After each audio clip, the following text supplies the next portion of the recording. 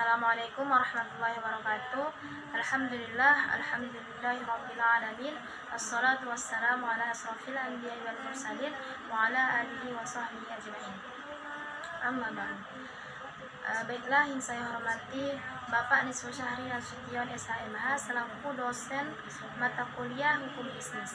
Baiklah, nama saya Sila Tanjung, NIM 0204183159, jurusan Hukum Ekonomi Syariah.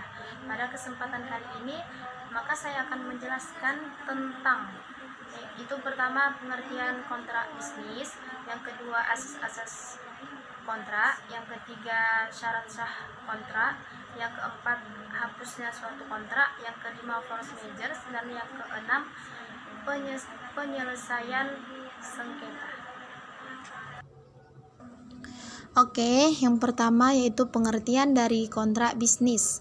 Kontrak adalah perjanjian atau agreement atau peristiwa di mana dua orang atau lebih saling berjanji untuk melakukan atau tidak melakukan suatu perbuatan tertentu, biasanya secara tertulis. Dan hukum yang mengatur tentang kontrak itu disebut dengan hukum kontrak. Ada juga beberapa asas-asas kontrak. Yang pertama yaitu asas kontrak sebagai hukum mengatur. Yang kedua, asas kebebasan berkontrak atau freedom of contract. Yang ketiga, asas pacta sunt servanda dan asas konsensual dan asas obligatoir. Dan ada juga penyebab hapusnya suatu kontrak. Yang pertama yaitu jangka waktu berlakunya kontrak berakhir. Yang kedua, pembuatan kontrak meninggal dunia. Ketiga, pembuatan kontrak mengakhiri kontrak. Yang keempat, prestasi dalam kontrak telah dilaksanakan. Dan yang terakhir, putusnya hakim menyatakan batalnya kontrak. Dan selanjutnya yaitu syarat sah suatu kontrak. Yang pertama yaitu memiliki kesepakatan, artinya rasa ikhlas atau saling memberi dan menerima atau sukarela di antara pihak-pihak yang membuat perjanjian tersebut. Yang kedua, kecakapan, artinya para pihak yang membuat kontrak haruslah orang-orang yang oleh hukum dinyatakan sebagai subjek hukum. Dan yang ketiga, hal tertentu, maksudnya objek yang diatur kontrak tersebut harus jelas, setidak-tidaknya dapat ditentukan, jadi tidak boleh samar-samar. Dan yang keempat, sebab yang dibolehkan, maksudnya isi kontrak tidak boleh bertentangan dengan perundang-undangan yang sifatnya memaksa, ketertiban umum, dan atau kesusilaan. Ada juga syarat subjektif dan syarat objektifnya.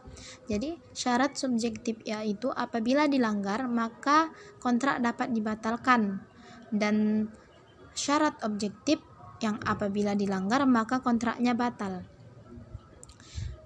Selanjutnya yaitu prestasi dan prestasi dalam kontrak bisnis.